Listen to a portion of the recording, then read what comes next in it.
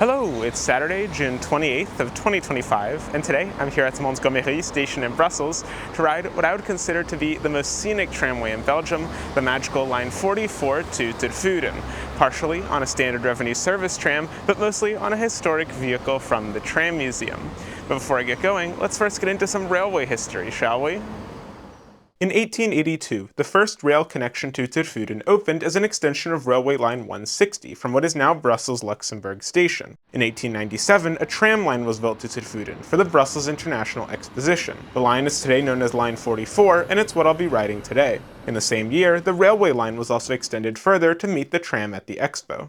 In 1931, Line 160 was electrified, becoming the first electric railway in Belgium. Around this time, there was also a narrow-gauge railway operated by the National Company of Vicinal Railways known as Line 2 from Tervuren to Leuven, but it's now the R80 bus. At the end of 1958, passenger trains ceased operations on the railway, due to both the rise of the automobile and the loss of passengers to the tram line due to its more direct path. In 1972, the railway was torn up for good, and part of the right-of-way is now used as a rail trail, the other part as a section of Tram Line 39. So today, all that's left to Tervuren is the tram, which starts at Montgomery. Montgomery is a large transport hub under this roundabout. It's served by one metro line, 5 tram lines, and a couple buses as well. There are also 2 road tunnels under this roundabout, so I don't even know how all the tunnels fit down there. But anyway, let's go down into the station.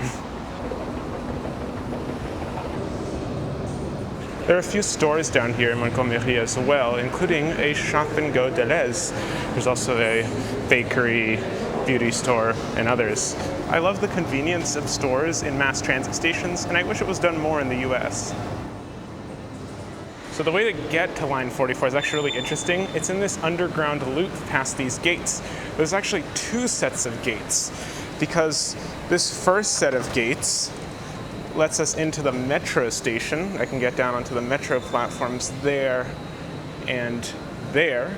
And then this second set of gates exits the metro station to go into the tram loop.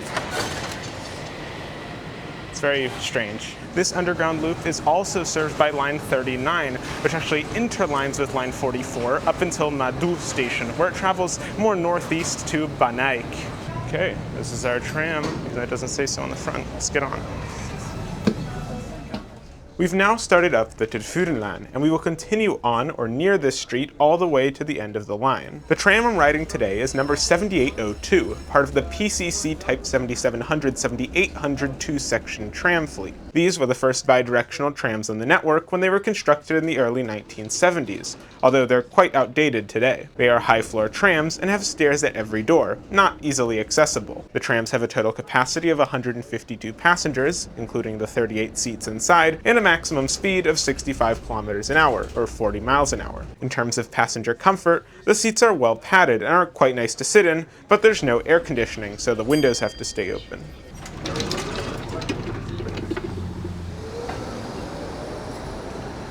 I made it to the Tram Museum station, where there's an interchange with Line 8 on the same platform, as well as a connection with Bus 36, which gets its own platform too. We also have this pretty poorly located center-running bike lane in between 6 lanes of traffic. Yeah, it's not great. Although, to be fair, it does sort of transition to the side here after a little bit, and in that direction you can go all the way to Tervuren, so it's pretty useful. Look at this police car trying to get through these cars that just, like, won't move. I don't really know why the police car didn't just use the transit way. I've seen it in other places in the city. Walking a little bit east from the platforms, we get this nice view of this pedestrian and cyclist arch bridge called the Parc de Woluwe. It was constructed in 2001, and it's part of the rail trail that follows the old right-of-way of the railway line 160 to Tervuren.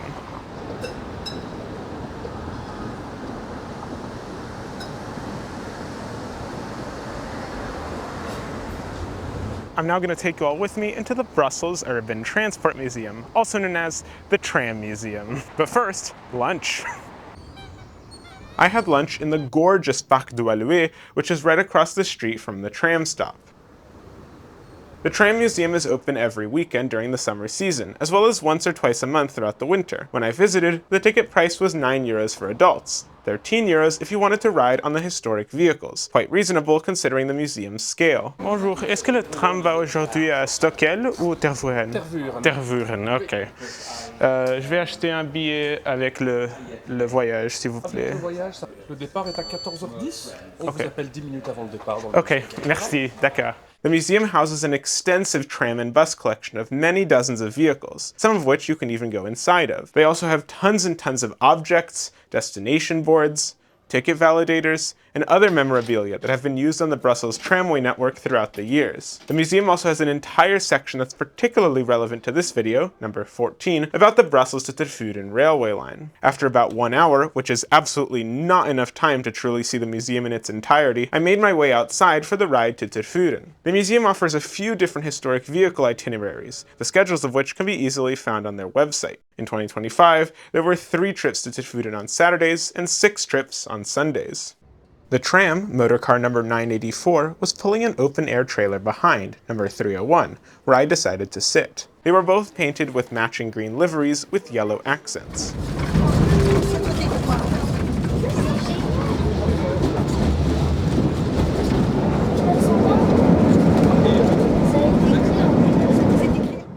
After riding for only a few minutes, we pulled into our first of 2 intermediate stops, Madu, where no one boarded nor alighted. Upon departure, I saw the tracks where line 39 splits off on the left-hand side. Shortly after, the median of the Tervurenlaan widened, and we began running through the Schonienwalds, or in French, the Forêt de Soigne. It's truly magical in the summertime.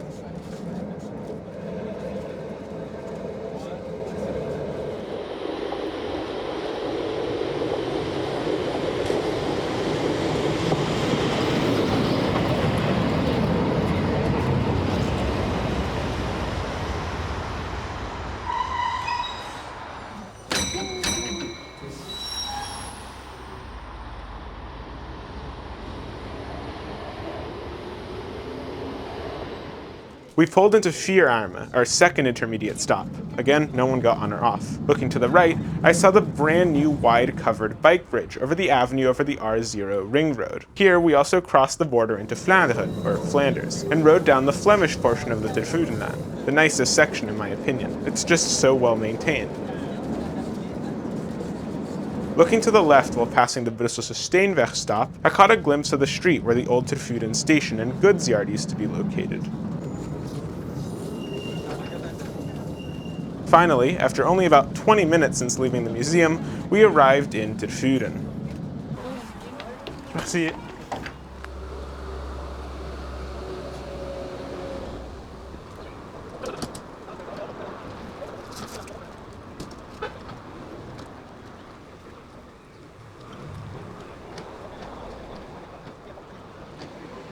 Woo!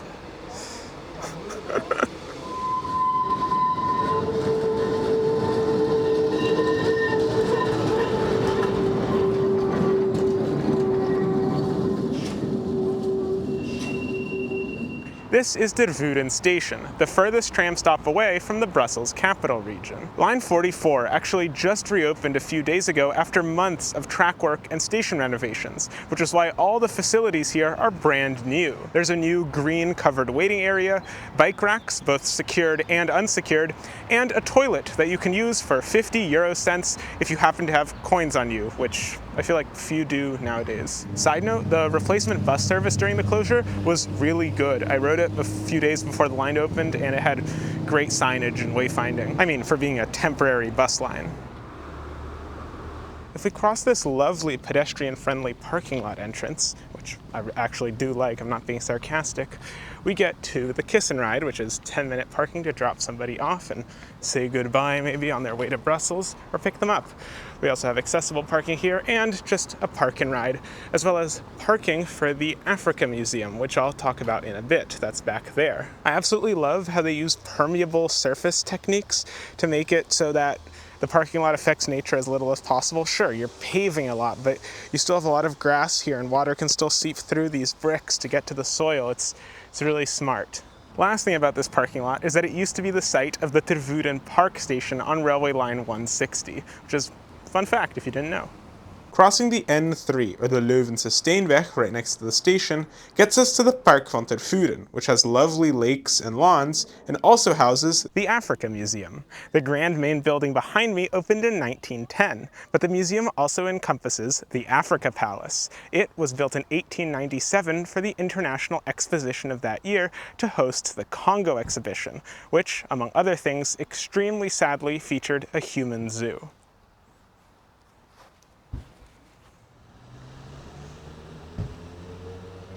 Now, since we're in Tervuren, we should probably go visit the town itself. This is the town of Tervuren. It has an incredible playground, a lovely high street, and it's where I'm going to be ending my video today. Thank you all very much for watching. If you enjoyed, please consider liking and subscribing, and I'll see you in the next one. Bye!